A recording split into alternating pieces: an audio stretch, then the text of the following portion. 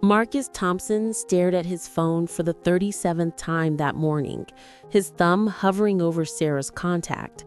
3 weeks of silence. 3 weeks since she'd vanished from his life without a single word of explanation. The read receipt under his last message mocked him like a cruel joke he couldn't escape. It had started so perfectly. Sarah Martinez was everything Marcus thought he wanted in a partner. Beautiful, intelligent, ambitious. She worked as a marketing director for a tech startup downtown, the kind of woman who commanded attention when she walked into a room. When she'd swiped right on his dating profile 6 months ago, Marcus couldn't believe his luck. Their first date at that trendy rooftop bar in Manhattan had felt like magic. Sarah laughed at his jokes, touched his arm when she spoke, and seemed genuinely interested in his work as a graphic designer. By the end of the night, she was already making plans for their second date. Marcus floated home that evening, convinced he'd finally found the one. But now, sitting in his cramped Brooklyn apartment with dirty dishes piling up and laundry spilling out of his hamper, Marcus felt like he was losing his mind. The silence was deafening. What had gone wrong? That's what tortured him most. Their last night together had seemed normal, even wonderful. They'd cooked dinner at her place, watched a movie, made love. Sarah had fallen asleep in his arms, her breathing soft and steady against his chest. When he left the next morning for work, she kissed him goodbye at the door. "See you later," she'd whispered. And he'd believed her. But later never came. His first text went unanswered. Then his call went straight to voicemail. By day 3, panic had set in. Had something happened to her? Was she hurt? Sick? He'd driven to her apartment building, pacing outside like a stalker, until the doorman asked him to leave. Her car was gone. Her social media had gone dark. Marcus called her best friend Jessica, whom he'd met at a few parties. "Oh," Jessica had said, her voice awkward and distant. She's just going through some stuff right now. She needs space." The way she'd said it, rushed and rehearsed, made Marcus's stomach drop. Space from what? From him? Week 2 brought the bargaining phase. Marcus replayed every moment of their relationship, analyzing every conversation for clues. Had he been too clingy, not attentive enough? He remembered the time he'd suggested they spend a weekend at his parents' cabin upstate. Sarah had gone quiet for a moment before changing the subject. Or when he'd mentioned wanting to meet her family, she'd made a joke about them being complicated and steered the conversation elsewhere. Maybe he'd pushed too hard, too fast. Maybe he'd misread the signals entirely. By week 3, the self-doubt had consumed him. Marcus found himself unable to focus at work, snapping at his coworkers, staying up until 3 in the morning, scrolling through old photos of them together. His friends tried to be supportive, but their advice felt hollow. "She's not worth it, man. You're better off without her.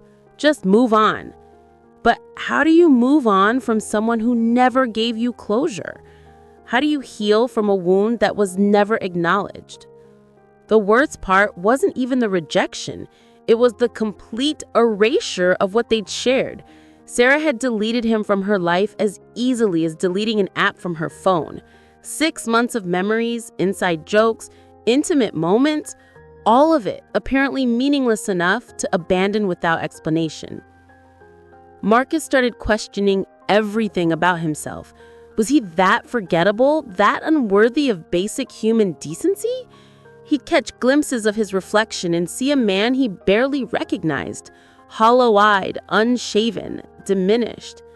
His sister Emma noticed the change when he skipped their monthly dinner. "You look terrible," she said when she showed up at his apartment unannounced. "When's the last time you showered?" That's when Marcus broke down. Sitting on his couch, surrounded by empty takeout containers, he told Emma everything about Sarah, about the ghosting, and about how he felt like he was disappearing too. "This isn't about you," she said gently, rubbing his back as he cried. "This is about her inability to handle conflict or difficult conversations. Normal people don't just vanish, Marcus. They talk. But knowing that intellectually didn't make the pain any less real. Marcus had developed what he'd later learned was called ghosting anxiety, a constant fear that everyone in his life might suddenly disappear without warning. He started overanalyzing every interaction, looking for signs that people were pulling away. His work suffered. His friendships became strained. He couldn't sleep properly, and when he did, he dreamed about Sarah. Sometimes she was trying to explain herself, sometimes she was laughing at him, sometimes she was just gone. It was Emma who finally convinced him to seek help. "You need to talk to someone," she said during one of her check-in visits. "This isn't getting better on its own." That's how Marcus found himself in the waiting room of Dr. Emily Carter's office on a gray Tuesday morning in October, 3 months after Sarah had ghosted him. The appointment had taken 2 weeks to get, and he almost canceled 3 times. But something about Dr. Carter's warm voice on the phone convinced him to show up. Dr. Carter's office was nothing like Marcus had expected. Instead of the sterile, clinical space he'd imagined, it felt warm and inviting. Soft lighting, comfortable chairs, and plants that actually looked healthy. "Tell me what brought you here today, Marcus," she said after they'd settled in. The story poured out of him, all of it. Sarah, the ghosting, the sleepless nights, the way he'd started questioning his worth as a human being. Dr. Carter listened without judgment, occasionally nodding or asking clarifying questions. "I keep thinking I did something wrong," Marcus said, his voice cracking. "But I don't know what, and not knowing is killing me." Dr. Carter leaned forward slightly. "Marcus, what you're experiencing is a very real form of psychological trauma. When someone disappears from our lives without explanation, it creates what we call ambiguous loss, a type of grief that's particularly difficult to process because there's no closure." She explained how ghosting activated the same neural pathways as physical pain, how the uncertainty triggered anxiety and depression. Your brain is essentially stuck in a loop trying to solve a puzzle that has no solution with the information you have. For the first time in months, Marcus felt seen, understood. His pain wasn't pathetic or weak. It was a normal human response to an abnormal situation. "The hardest part for many people," Dr. Carter continued, "is accepting that closure has to come from within. Sarah's silence is actually giving you information. It's telling you that she's not emotionally mature enough to handle difficult conversations or endings with grace." Over the following weeks, Marcus met with Dr. Carter regularly. They worked on rebuilding his self-worth, developing healthy coping strategies, and understanding the patterns that had made him vulnerable to someone like Sarah in the first place. "Tell me about your relationship with uncertainty," Dr. Carter asked during one session. Marcus thought about it. "I hate it.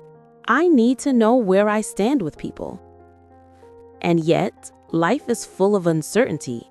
People change, circumstances change, relationships evolve. Learning to tolerate that uncertainty, even find peace within it, that's where your healing lies. It wasn't easy work. There were setbacks, days when Marcus still found himself checking Sarah's social media or driving past her apartment. But gradually, with Dr. Carter's help, he began to see the situation differently. Sarah's inability to communicate doesn't reflect your value as a person. It reflects her own emotional limitations. Marcus learned about attachment styles and how his anxious attachment had been triggered by Sarah's avoidant behavior. He practiced mindfulness techniques to manage his anxiety. He started journaling, exercising again, reconnecting with friends he neglected. Most importantly, he began to grieve properly, not just for Sarah, but for the version of himself that needed her validation so desperately. Healing from ghosting, Dr. Carter explained, isn't about getting over someone. It's about recovering your sense of self that got lost in their silence. 6 months after that first therapy session, Marcus was in a very different place. He still thought about Sarah sometimes, but the sharp pain had dulled to a manageable ache. He'd started dating again, carefully, with better boundaries and a clearer sense of his own worth. The experience had changed him, but not in the way he'd feared. Instead of making him cynical, it had made him more empathetic. He could spot the signs of emotional unavailability now, both in others and in himself. He'd learned to communicate his needs clearly and to walk away from people who couldn't meet them. You know what the strangest part is? Marcus told Dr. Carter during what would be one of their final sessions. I actually feel grateful sometimes. Not for the pain, but for what it taught me. Dr. Carter smiled. Growth often comes in packages we wouldn't choose for ourselves. Marcus nodded. He thought about the man who'd first walked into this office, desperate, broken, unable to see his own worth without someone else's validation. That man felt like a stranger now. I used to think closure had to come from other people, but I learned how to give it to myself. As he left Dr. Carter's office for the last time, Marcus felt something he hadn't experienced in over a year: genuine excitement about his future. Not because he'd forgotten about Sarah or because the experience hadn't mattered, but because he'd finally understood that his worth wasn't dependent on how others treated him. The silence that once felt like torture now felt like freedom. Sarah's ghosting hadn't been a reflection of his inadequacy. It had been a gift, a painful, unwrapped gift that had ultimately led him back to himself. Walking down the street, Marcus pulled out his phone and deleted Sarah's contact. For good this time. There was no anger in the action, no dramatic gesture, just a quiet recognition that some chapters end not with grand confrontations or tearful goodbyes, but with the simple decision to turn the page. His phone buzzed with the text from his friend Jake, inviting him to a barbecue that weekend. Marcus smiled and typed back a quick yes. Life was calling, and for the first time in a long time, he was ready to answer.